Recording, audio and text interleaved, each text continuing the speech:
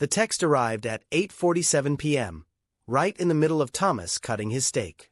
Amamira felt her phone vibrate against her thigh and glanced down out of habit, expecting a work notification, maybe a late calendar reminder. What she saw instead made the air leave her lungs in a single silent rush. The sender was a number she hadn't called in 3 years. Her brother, Isaiah. The same brother who had looked her in the eye at their parents' graveside and told her she had chosen money over family. The same brother who had not answered a single one of her calls in 1,000 days. The message was, "Get up and leave, don't say anything to your husband. He married you for your inheritance. Tonight he'll act." Across the candlelit table at Romano's, their restaurant, the one where Thomas had proposed 2 years ago, where she smiled heartily. That smile. She had built a whole marriage on that smile. The warmth of it. The steadiness. The way it made her feel chosen in a world that had recently taken everything she thought was permanent. "Everything okay, sweetheart?" Thomas asked. She set her phone face down on the white tablecloth. Her fingers were numb. She could feel her own heartbeat in her ears. "Just a work email," she said. "Nothing urgent." Thomas reached across the table and covered her hand with his. His touch, which had once felt like an anchor, now felt like a question she wasn't sure she wanted answered. "On our anniversary," he said.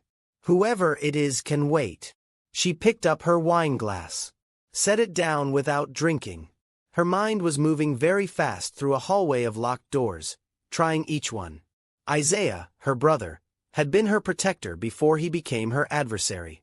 After their parents died in a car accident 3 years ago, leaving behind Richardson Industries and a trust fund that neither of them had fully understood the weight of, Isaiah had fought with her savagely in the kitchen of their childhood home, surrounded by casserole dishes brought by neighbors, about what it meant that everything had been left to her. He had accused her of caring more about the assets than the people who'd built them. She had said things she could not take back. He had left, and he had stayed gone. She had let him. Partly because grief makes you stupid, and partly because Thomas had arrived 3 months later at the charity gala like a well-dressed answer to a question she hadn't known she was asking. He was warm where Isaiah had been sharp. Patient where her brother had been demanding. He slid into the space left by her family and made it feel, somehow, like he had always been there. 6 months later, she said yes.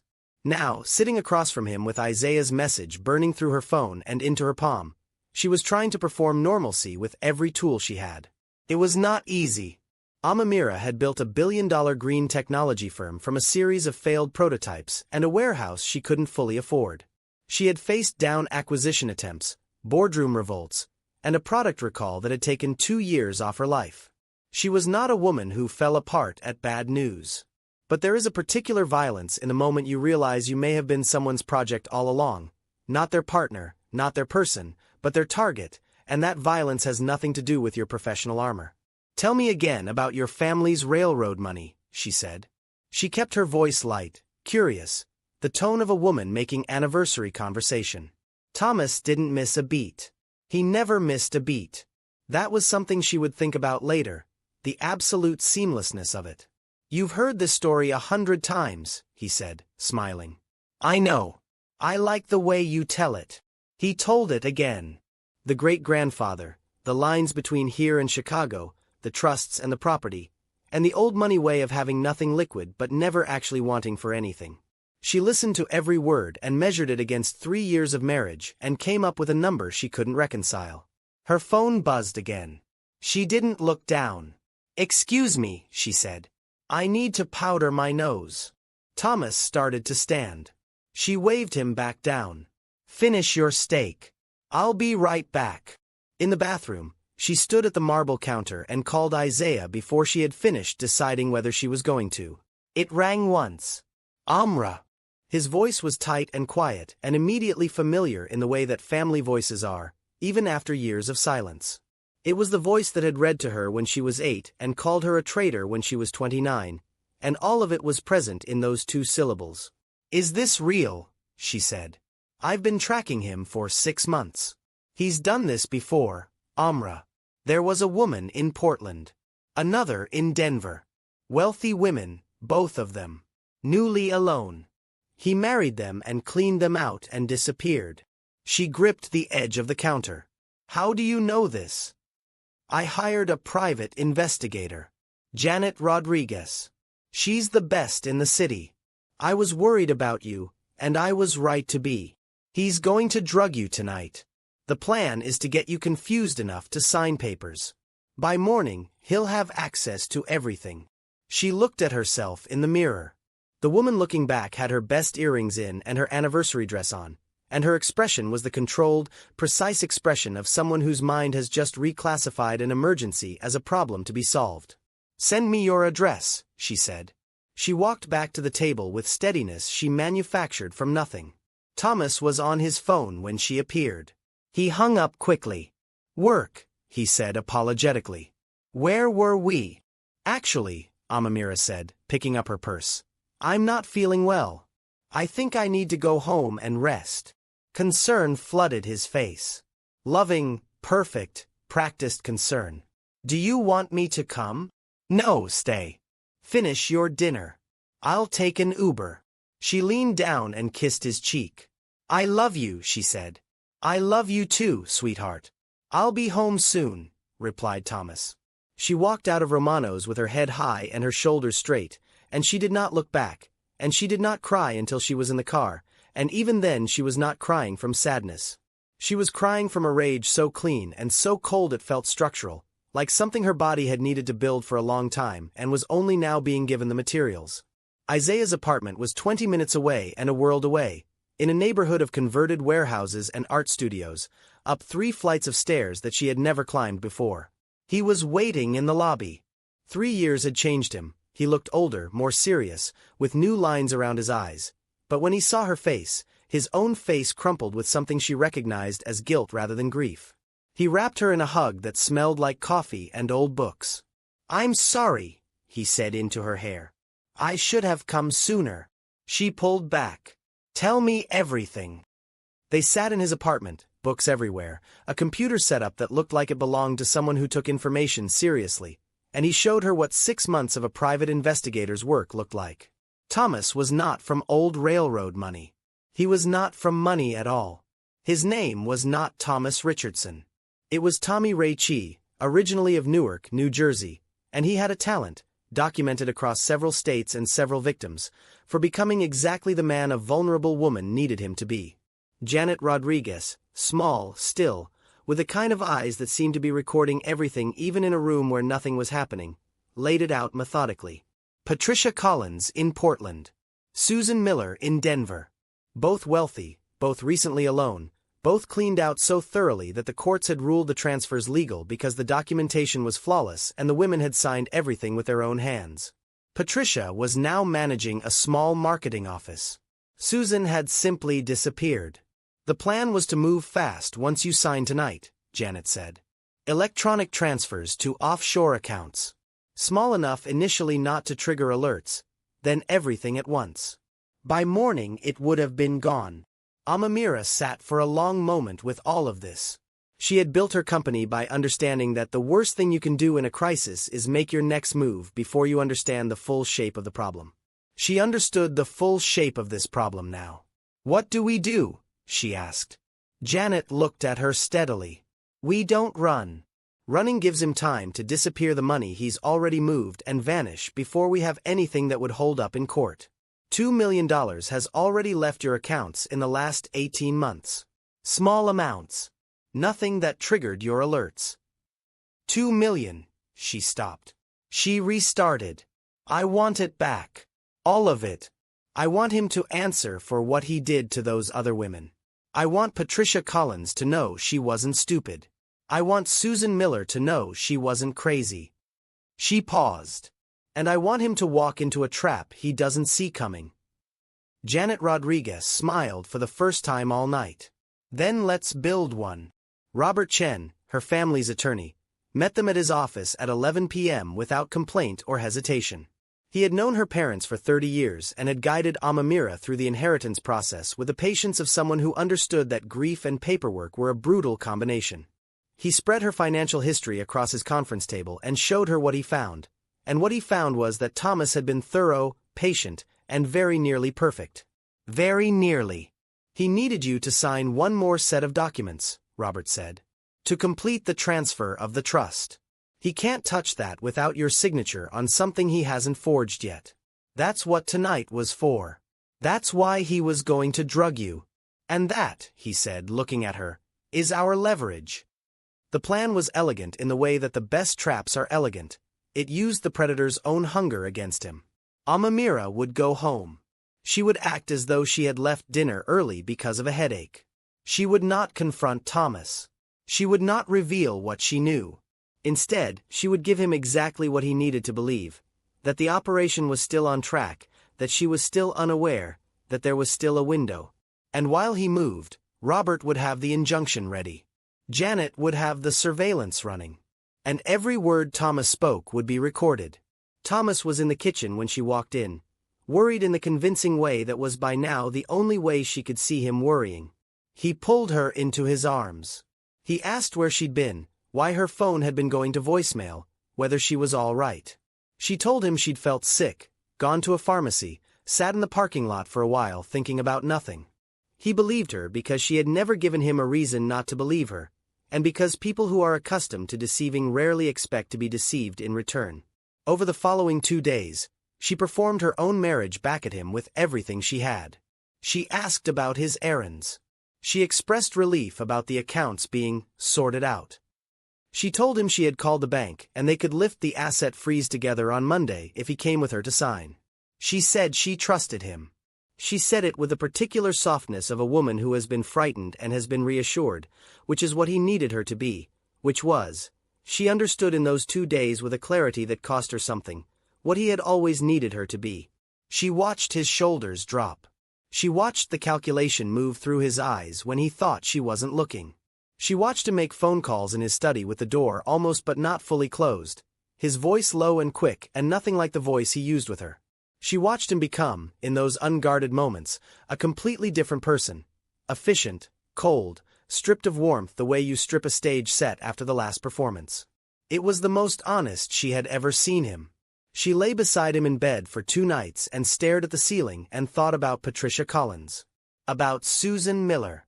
About the women Janet had identified that they didn't yet have names for. She thought about what it cost to be the kind of person who could do what Thomas did.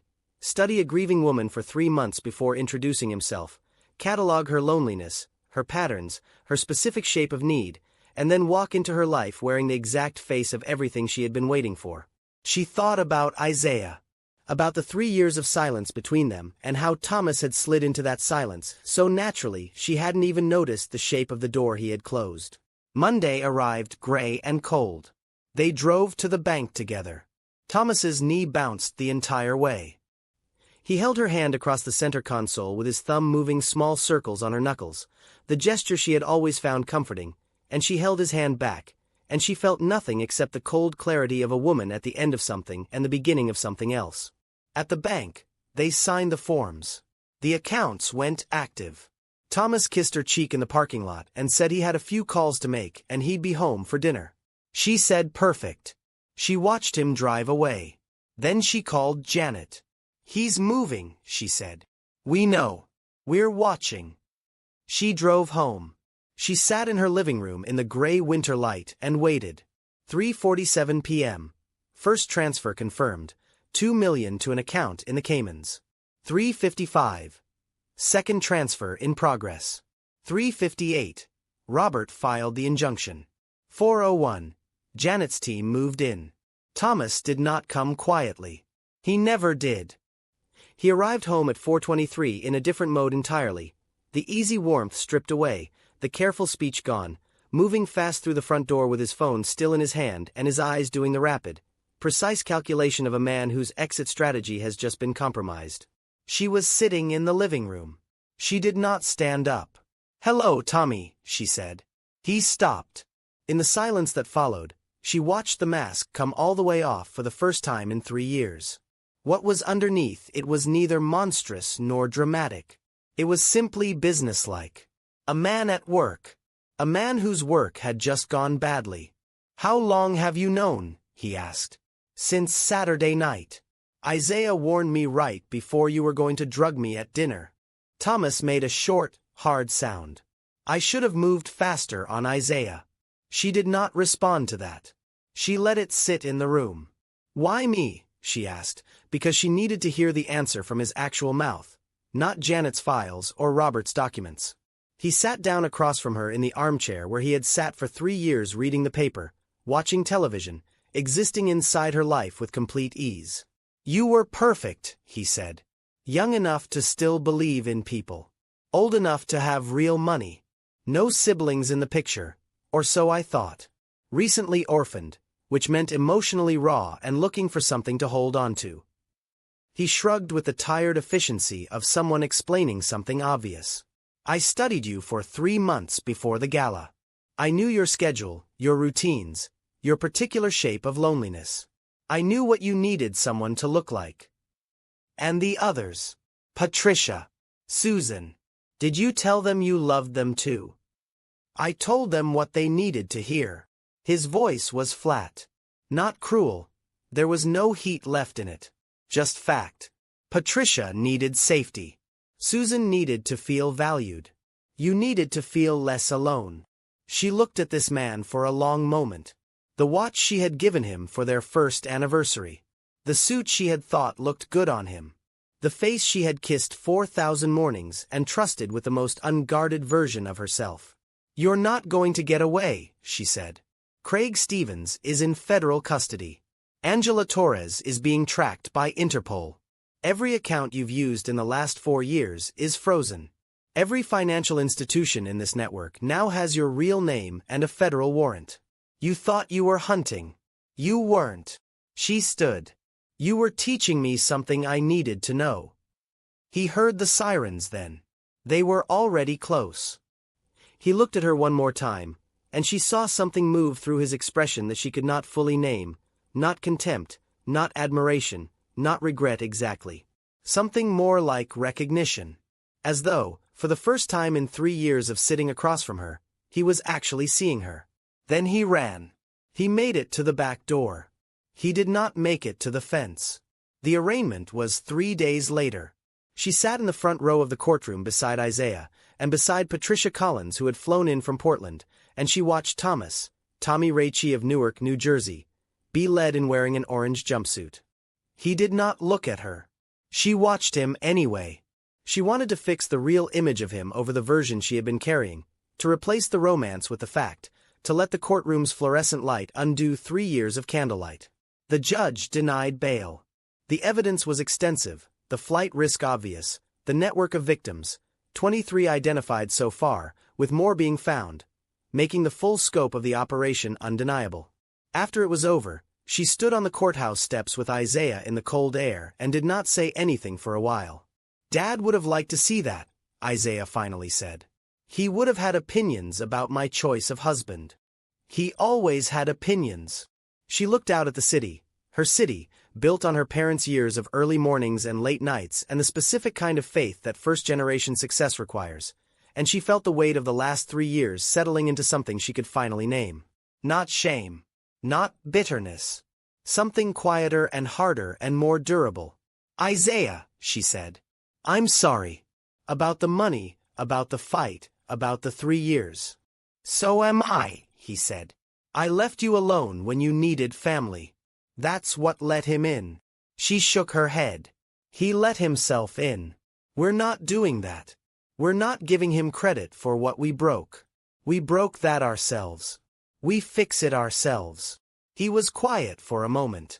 Then, how do you want to fix it? She thought about Patricia Collins, who had told her on the phone, voice cracking, that she had stopped trusting herself entirely. About Susan Miller, who had disappeared rather than face the people who might ask how she had been so foolish. About the 23 women in Janet Rodriguez's files and the others still unaccounted for, still carrying their humiliation in silence like a sentence they had somehow earned. There's work to do, she said.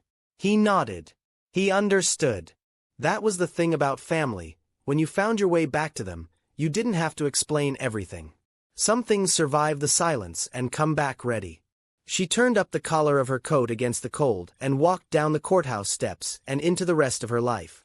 A year later, a woman named Julie would get her number from somewhere and send a message at 11 p.m. I think my boyfriend is doing something with my money, but I don't know how to check. I don't want to accuse him of something if I'm wrong. I feel stupid even sending this. Amamira would read it in bed, in her own bedroom, in the house that was hers again. She would write back within 2 minutes. You're not stupid. You're paying attention. Call me tomorrow. I know exactly what you're describing, and I know what to do. She would mean both of those things completely. There is a version of this story where I tell you that love made me stupid. Where I say I should have seen it sooner, moved faster, trusted less freely. But I don't believe that version, and I'm not going to give it to you. I trusted someone with the real, unguarded version of myself, and he chose to exploit it. That's a fact about him. It is not a fact about me. What is a fact about me is this. I walked out of Romano's with a message from a brother I hadn't spoken to in 3 years, and a marriage that was built on architecture I hadn't been shown, and I did not fall apart. I sat in a lawyer's office at midnight.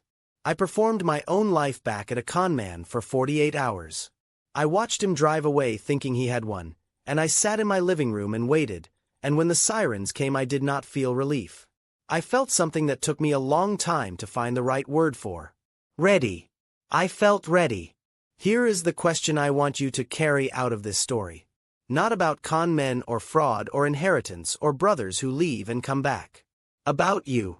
About the people inside your life right now who have access to your calendar, your finances, your specific shape of loneliness, the version of yourself you only show people you trust. Ask yourself, do the people who benefit most from your pain also happen to be the people closest to your resources? Don't answer too fast. Some questions are only worth asking if you're willing to stay in the discomfort of not knowing the answer. If this story held you, share it with someone who needs to hear it. Leave a comment. I want to know which moment hit you hardest. Subscribe and turn on notifications. We drop a new cinematic story every week. And if any part of this felt familiar, if you recognized something in Amamira's story, reach out. You don't have to figure it out alone.